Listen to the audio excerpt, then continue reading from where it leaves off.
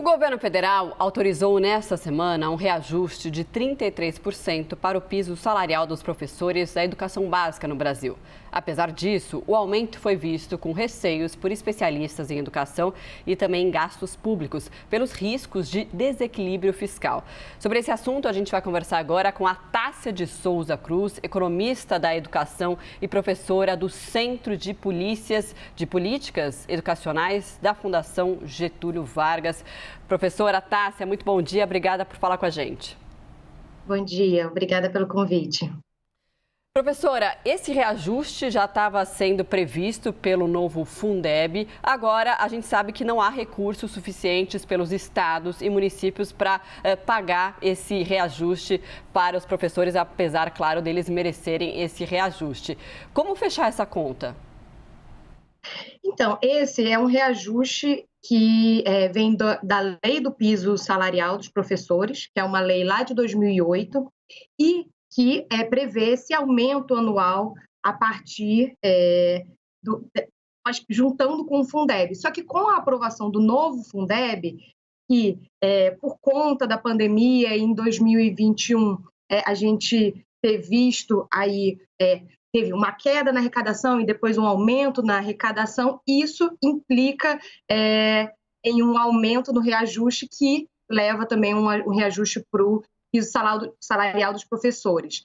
Então, esse aumento ele é muito importante para a valorização dos profissionais de educação. Então, essa é uma luta que a Frente Parlamentar de Educação, né, no Congresso tem feito para garantir que esse aumento no novo Fundeb se reflita também nos professores, mas, naturalmente, está gerando muita preocupação aos prefeitos, aos governadores, porque isso, por mais que seja muito positivo para a educação, isso vai apertar as contas públicas.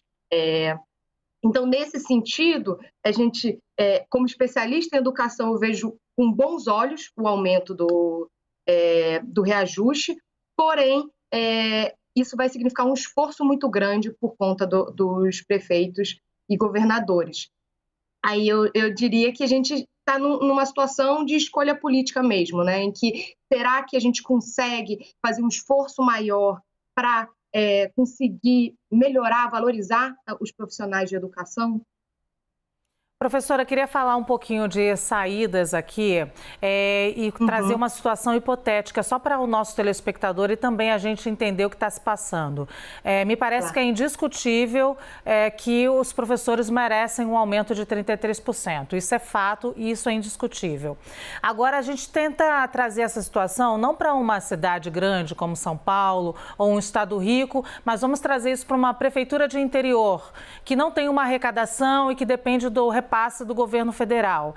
Essa prefeitura, ela estaria com problemas para pagar o salário desse professor com esse aumento. Esse dinheiro sairia de onde? Sairia de toda a conta da educação? Poderia prejudicar, por exemplo, a escola, a infraestrutura, a merenda, alunos? Então, esse recurso, a princípio, ele vem dos recursos do novo Fundeb, em que eles são redistribuídos dentro de cada estado. E há uma complementação da União para os recursos do novo Fundeb. E que essa complementação vai aumentar ao longo do tempo, vai aumentar nos próximos anos. Então, e esse aumento vai principalmente para aqueles entes, né, os municípios que têm menor arrecadação. E isso é algo que está previsto já no novo Fundeb, que foi aprovado, que prevê uma maior complementação da União. Então, a expectativa é que esse recurso adicional que venha da complementação da União apoie esses municípios mais pobres, que muitas vezes são, de fato, os menores municípios, para conseguir cumprir com esse aumento no piso salarial. O que vai acontecer, de fato, é que quando você está colocando mais recursos para professores, para profissionais da educação, você está reduzindo ali do todo da educação os recursos que vão para manutenção, para materiais de consumo da educação. Então, caso não diminua esses recursos de materiais de consumo, isso vai implicar, de fato, num aumento geral de despesas na educação, que é também visto com bons olhos por muitos especialistas na educação. Acho que a questão aqui é ter sido uma mudança muito brusca. tem a expectativa dos prefeitos de organizar essas contas para conseguir cumprir com esse aumento. Professora, a nossa analista de economia, Priscila Yasbeck, participa da nossa conversa. Priscila. Professora, obrigada pela entrevista. É uma questão muito delicada, né, que se coloca, até porque são os professores que formam as crianças do nosso país, então acho que é indiscutível, todos os especialistas entram num consenso do fato de que deve haver um aumento, né, mas a questão delicada é que o presidente Jair Bolsonaro fez uma definição, determinou algo que não é ele que paga, né, são os municípios. Mas o que eu queria colocar é uma questão mais ampla, mais estrutural dos investimentos em educação no país, porque alguns estudos mostram que o Brasil não chega a investir em educação como um percentual do PIB menos do que outros países, mas aloca mal esses recursos, né? Por exemplo, priorizando universidades federais, então fazendo uma priorização dos investimentos no ensino superior em detrimento do ensino básico, quando os países que são exemplos em educação, como o Japão, por exemplo, eles fazem um processo em que se investe primeiro no ensino básico, depois fundamental, para depois desenvolver o ensino superior. A senhora diria que nós estamos invertendo essas ordens, poderíamos fazer um investimento melhor alocado? Como que a gente poderia, e como que essa questão poderia justamente trazer uma melhor remuneração para os professores aqui no país? Ótimo ponto. O que a gente observa no Brasil é que, se a gente olha em relação ao PIB do Brasil, o Brasil está muito próximo à outra média da OCDE, por exemplo, em termos de despesas educacionais. Mas quando a gente olha o valor por aluno, quanto que é despendido por aluno, esse valor daí é muito abaixo, está abaixo até de países latino-americanos. O que mostra, na verdade, um problema que o Brasil ele é muito grande e não é um país rico o suficiente para que cada aluno na educação básica aqui, especificamente, esteja recebendo recursos suficientes para garantir uma educação de qualidade. Existe essa inversão de que, de fato, o ensino superior ele é mais caro que a educação básica, isso é verdade no mundo todo e também é verdade no Brasil. Essa relação tem diminuído muito ao longo do tempo no Brasil e, na realidade, a despesa com o ensino superior tem reduzido, mesmo por aluno, que é positivo para essa relação, mas é negativo quando a gente pensa que o ensino superior exige também despesas com professores de qualidade, com pesquisa, e isso acaba prejudicando também o ensino superior. Mas essa relação tem diminuído e é importante aqui a gente valorizar a educação básica para garantir que as crianças cheguem, possam chegar no ensino superior com educação de qualidade. Então, nesse sentido, um aumento nas despesas educacionais da educação básica, como ela vem do novo Fundeb, e aqui entra numa questão de orçamento que toca também no teto dos gastos, né? Em que as despesas do Fundeb ficaram fora do teto dos gastos, quando as despesas em ensino superior elas se mantêm dentro do teto dos gastos. Então, provavelmente, esse aumento das despesas dos estados e municípios vai precisar dessa complementação da União, que vai vir com o novo Fundeb, mas ensino superior vem da União e, então, assim, são coisas que a gente tem que colocar na balança quando está pensando nas despesas em educação básica versus ensino superior, mas, de fato, está vindo de contas diferentes. E, para a educação básica, daí os estados e municípios já são os principais financiadores e vai realmente pesar mais na conta deles. Então, acho que essa é uma questão importante também que você trouxe, que foi uma decisão do governo federal, né, do presidente Jair Bolsonaro, de aceitar esse aumento, que foi uma demanda da Frente Parlamentar de Educação, que a Frente Parlamentar de Educação apoiou esse aumento de 33%, porém, não está vindo da conta do governo federal. Então, é uma decisão politicamente mais fácil para ele do que para os prefeitos e governadores tomar uma decisão nesse sentido de um aumento que é brusco, né? Ele é um aumento bastante significativo, sem reajeitar as contas para torná-lo possível.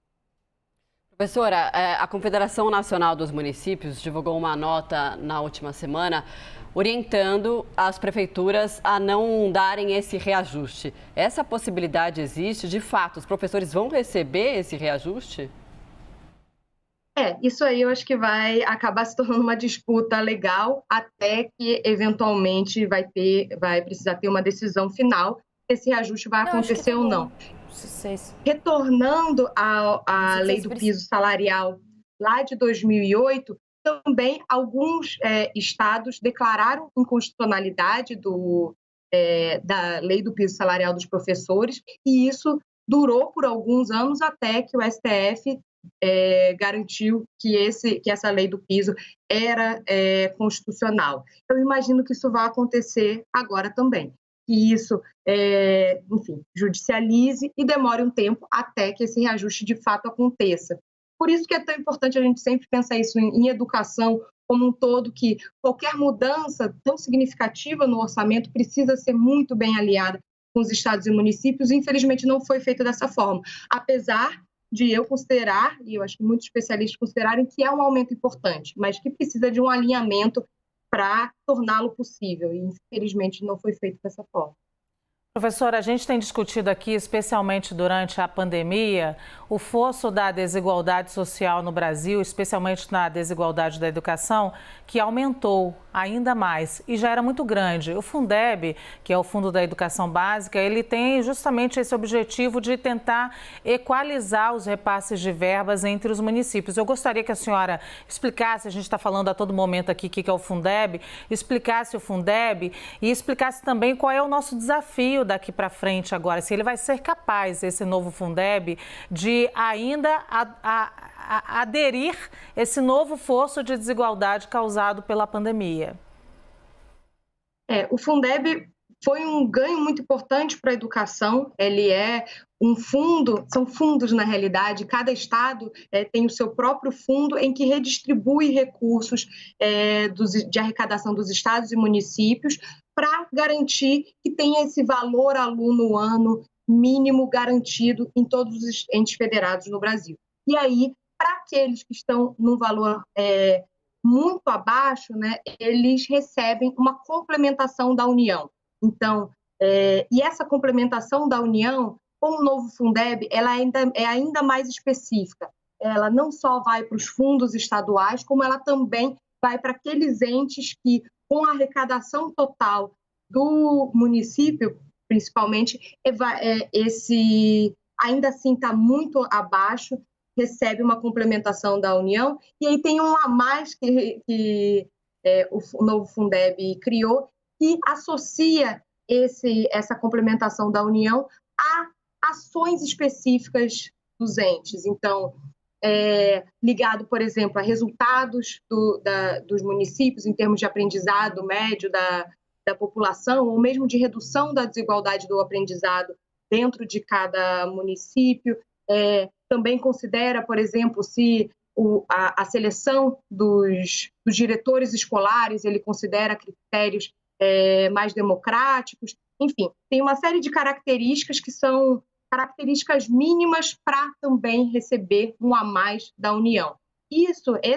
Todo esse aparato de financiamento, que é o novo Fundeb, ele é muito importante como um início para, de fato, os estados e municípios, principalmente, né, que são os municípios, principalmente, são os principais responsáveis pelo ensino fundamental aqui, eles poderem trabalhar para reduzir as desigualdades. A gente não pode garantir que o Fundeb vai reduzir as desigualdades, mas ele é condição necessária, porque ele reduz as desigualdades em termos de orçamento, mas é necessário que os estados e municípios atuem para utilizar esse orçamento também para reduzir as desigualdades educacionais que existem dentro de cada município, né? A gente observa nos dados que mesmo dentro de um município a gente observa algumas escolas que recebem mais recursos do que outros, que tem uma distribuição desigual de professores,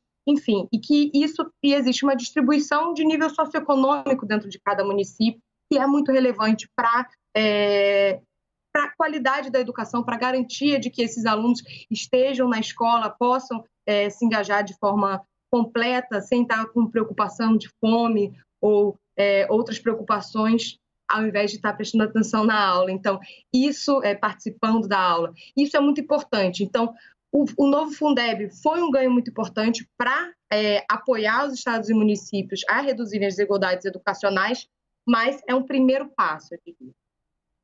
Tá ótimo, a gente conversou com a Tássia de Souza Cruz, economista da educação e professora do Centro de Políticas Educacionais da Fundação Getúlio Vargas. Muito obrigada por falar com a gente, até uma próxima. Obrigada.